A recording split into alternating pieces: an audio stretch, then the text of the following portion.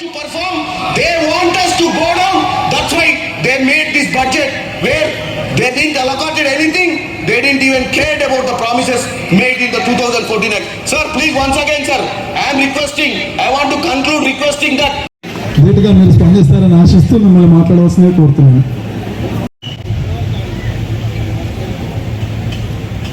Thank you very much sir.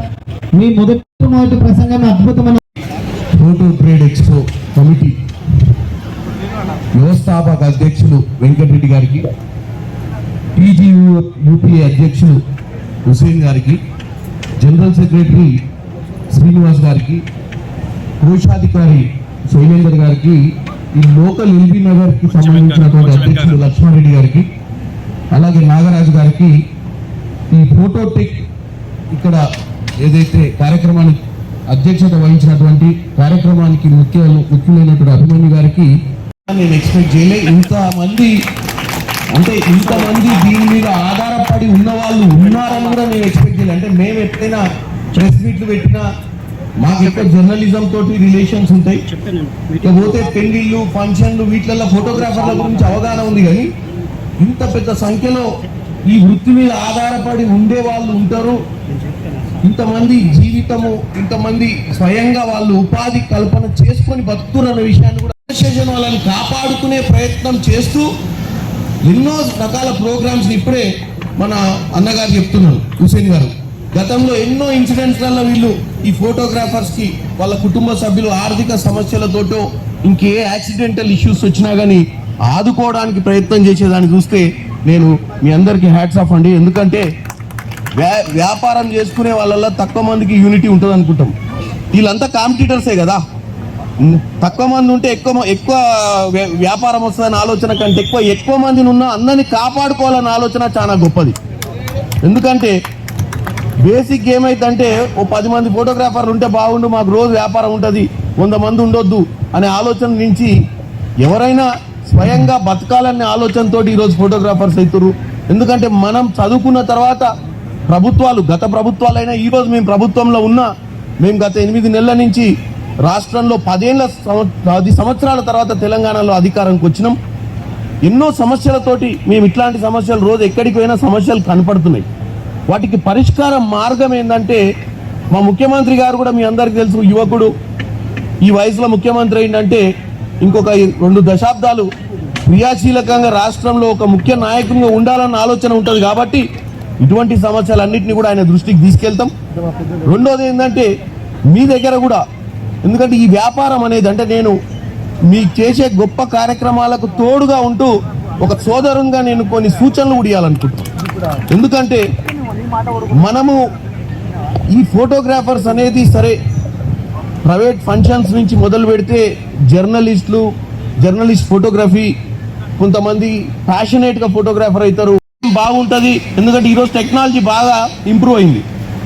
ఒకప్పుడు photographer అంటే మనకు చిన్నప్పుడు తెలుసు, ఆ ఫోటోగ్రాఫర్ అంటే దాంట్లో 36 కొటాక్ రీల్ ఉంటుండే, దానికో ఇంపార్టెన్స్ ఉంటుండే. ఇప్పుడు రీల్ ఏం లేదు కాబట్టి ఎన్ని ఫోటోలు ఏం చేయొచ్చు, ఎన్నైనా డిలీట్ చేయొచ్చు. అట్లనే ఫోటోగ్రాఫర్లు కూడా అట్లనే పెరిగిపోయారు.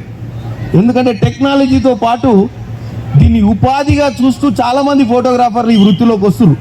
ఎందుకంటే ఈ వృత్తి చాలా ఈ రోజు ఉన్న దానికి ఏంటంటే ఈరోజు ఎవరు పెళ్ళిళ్ళు చేసుకున్నా ఏం చేసుకున్నా వాళ్ళు ఎన్ని కోట్లు ఖర్చు పెట్టిరని కాదు, మాకు ఏమి స్మృతులు గుర్తుండిపోతాయి, మాకు ఒక మంచి వీడియో, ఒక మంచి presentation, pre wedding shoot, wedding shoot, తర్వాత చాలా రకాలుగా వాళ్ళు ఇటువంటి ప్రొఫెషనలిజాన్ని ఎంకరేజ్ చేస్తున్నారు. ఎందుకంటే టెక్నాలజీ మొత్తం కూడా ఈరోజు మీకు అందరికి తెలుసు, కంప్యూటరైజ్ టెక్నాలజీ. తర్వాత ఈరోజు ఎంత పెద్ద కార్యక్రమం చేసినా కానీ ఫోటో అనేది మిగలాలని కోరుకునేటువంటి ప్రతి సబ్జెక్ట్లో ఎక్కడైనా, అది పార్లమెంట్ నుంచి మొదలు పెడితే గ్రామ పంచాయతీ దాకా కూడా ప్రతి నాయకునికి కానీ ప్రతి ఇంట్లో చిన్న కార్యం జరిగినా కానీ, ఓ పాప పుట్టి 21వ ఫంక్షన్ నుంచి మొదలు పెడితే పాప పెళ్ళైన తర్వాత షష్ఠి పూర్తి కార్యక్రమం దాకా కూడా ఈరోజు కార్యక్రమాలన్నీ కూడా ఎవరు ఇళ్లలో కూడా చేసుకోవట్లేదు.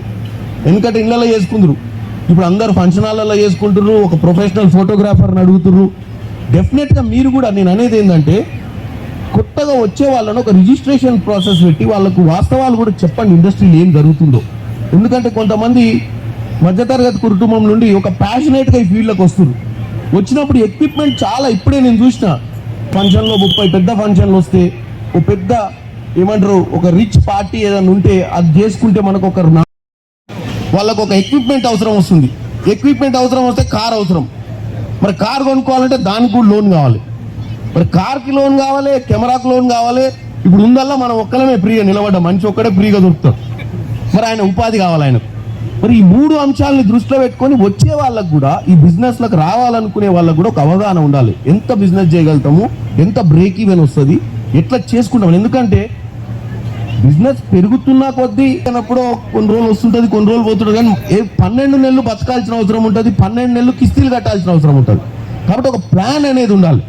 ఇంత మంచి ఫోటో ట్రేడ్ ఎక్స్పోకు మీరు ఇంత యూనిటీ ఉండి ఇంత మంచి ఆలోచనతో మీరు ముందుకు వచ్చినప్పుడు ఈ ఫోటోగ్రాఫ్స్ యూనియన్స్లో కూడా రిజిస్ట్రేషన్ ప్రాసెస్ పెట్టండి. పెట్టి వాళ్ళందరినీ కూడా ఉంటేనే మీరు ఇంతమందిని ప్రొక్యూర్ చేయగలిగారు. వాళ్ళందరికీ కూడా ఒక అవగాహన సదస్సు, వాళ్ళందరికీ కూడా ఈ ప్రొఫెషనలిజం అనేది ఎంత సీరియస్, దీంట్లో ఎంత ప్రొఫెషనలిజం కూడా ఉండాలనేది కూడా నేర్పాలి. ఎందుకు ఏమవుతుందంటే మనం ఏదైనా చేసేటప్పుడు చాలామంది వ్యాపారాలలో దెబ్బతినడానికి కారణం ఏందో చెప్తా. వ్యాపారం పెట్టేటప్పటికే ఎంత పెట్టుబడి అవసరమో చూసుకొని అదే వ్యాపారం అనుకుంటారు.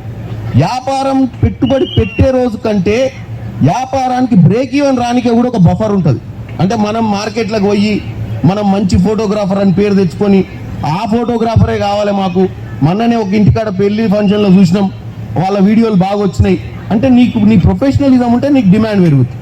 సో మనకు 1 year పడుతుంది. ఒక కొత్త ఫోటోగ్రాఫర్ వ్యాపారం చేసుకుందామని వచ్చినప్పుడు 1 year దాకా ఆ ఫోటోగ్రాఫర్ గురించి పాపులారిటీ పెరగదు.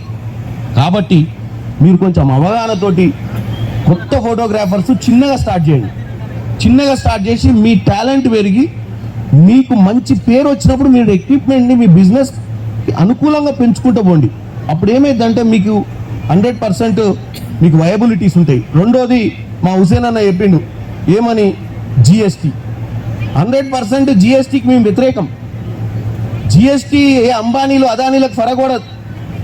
ఓ చిరు వ్యాపారి స్వయం ఉపాధి కోసం ఏదైనా చేసుకునేటోళ్ళ మీదనే ఎఫెక్ట్ పడుతుంది. ఇంకా దానివల్ల రిటర్న్ వాళ్ళకు ₹1 బెనిఫిట్ ఉండదు. ఎందుకంటే మీరు కట్టిన 18% ఎక్కడ పోయిందో కూడా తెలియదు మీకు. పెద్ద వ్యాపారం ఉన్నోడు జిఎస్టీ క్లెయిమ్ చేసుకొని మళ్ళీ వెనకకు తెచ్చుకుంటాడు ట్యాక్స్ రూపంలో. మన చిన్న చిన్న వ్యాపారులకు ఏంటంటే ఇప్పుడు మనం ఫ్లైట్ టికెట్ కొంటే జిఎస్టీ ఉంటుంది. వాడు అడుగుతాడు జిఎస్టీ నెంబర్ ఉందా సార్ మీకు అని. మరి ఒక్కొక్కడు ఏడా జిఎస్టీ నెంబర్ పెట్టుకుంటారు. అట్లా కొన్ని లక్షల కోట్ల రూపాయలు వాస్తవంగా సెంట్రల్ గవర్నమెంట్ దగ్గర ఉండిపోయినాయి. నిన్న కూడా నేను పార్లమెంట్లో మాట్లాడుతూ నిర్మలా సీతారామన్ గారికి ఒకటే చెప్పిన, మా రాష్ట్రం తెలంగాణ నుంచి 3 లక్షల కోట్ల రూపాయలు తెలంగాణ వచ్చిన తర్వాత మనం ట్యాక్స్ రూపంలో కట్టినాం. మనకు తిరిగి వచ్చింది 1,48,00,000 మాత్రమే. 140 ఎన్ని మొత్తం ఎంత కట్టినామంటే 3 అవర్ల 0 అవర్లను 377లను మీది ఎగ్జాంపుల్ తీసుకుంటూ మీలాంటి చిరు వ్యాపారులు మీలాంటి స్వయం ఉపాధి కోసం వ్యాపారం కోసం కొనుక్కునే కొనుగోళ్ల మీద పెట్టేటువంటి 18% ట్యాక్స్ని డిడక్ట్ అన్న చేయాలి, లేకపోతే వాళ్లకు ఎగ్జంప్షన్స్ అన్ని ఇవ్వాలి, లేదా వాళ్ళకి ఇంకే రూపంలో వాళ్లకు ప్రభుత్వం నుంచి ఇది కట్టినందుకు న్యాయం జరుగుతుందో కూడా చెక్ చేయమని చెప్పి ఒక క్వశ్చన్ రేజ్ చేయడం జరుగుతుంది. రేజ్ చేయడమే కాదు, రేవంత్ రెడ్డి గారి దృష్టికి కూడా, ఎందుకంటే మనం ఆర్థికంగా 10 ఏళ్ల నుంచి చాలా అప్పుల పాలైన రాష్ట్రం అని మీ అందరికీ తెలుసు. దీని నుంచి ఈరోజు మనం రైతు రుణమాఫీ కానీ ఇవన్నీ చేయాలని ముందుకు వస్తున్నాం. ఒక రైతు అనే కాదు కాబట్టి మీరు కూడా రైతు బిడ్డలే. ఇక్కడ మనం అందరం రైతు బిడ్డలం. ఇంట్లో ఉన్న వాళ్ళు నాకు తెలిసి 70% 80% ఈ చుట్టుపక్కల జిల్లాలలో నల్గొండ, మహబూబ్ నగర్, కరీంనగర్, మెదక్ జిల్లాలలోకి వెళ్ళి వచ్చి ఇక్కడ ఈ ఒక చిన్న వ్యాపారం చేసుకొని మీరు మీ కుటుంబాన్ని జాగ్రత్తగా చూసుకోవాలని, దాంతో సంపాదించిన దాంతో మీ పిల్లల చదువులు కానీ వాళ్ళకి ఆర్థికంగా అన్నిగా వెసులుబాటు చేయాలన్న ఆలోచనతో ఇది చేస్తారు. కాబట్టి వీటన్నిటి మీద దృష్టి పెట్టి నాకున్నటువంటి పరిచయాలతోటి కానీ ముఖ్యమంత్రి గారితో కానీ పార్లమెంట్లో కానీ ఎక్కడైనా ఈ సమస్య గురించి నేను చర్చ చేస్తా. ఎట్ ద సేమ్ టైం మీరు రానున్న రోజులలో కూడా వీలైనంత వరకు, ఇప్పుడే నేను ఇన్సూరెన్స్ కూడా చూసిన, వీలైనంత మటుకు మీరు ట్రై చేస్తున్నారు మీ అందరి యూనిటీని, మీ అందరికి వచ్చే సమస్యలను మీరు ఐక్యతగా ఉండి సమస్యలను ఎదుర్కొనే ప్రయత్నమే చాలా గొప్ప విషయం. ఎందుకంటే ఏ ఒక్కరు కూడా వాళ్ళ వచ్చినప్పుడు వాళ్ళ ఆర్థిక ఇబ్బందులు వచ్చినా, కుటుంబ సమస్యలు వచ్చినా, ఏదైనా యాక్సిడెంట్స్ ఏమైనా అయినా చెప్పుకోవడానికి కూడా కొంతమంది భుజం దొరకదు, మాట్లాడుకోవడానికి, వాల్చడాన్ని.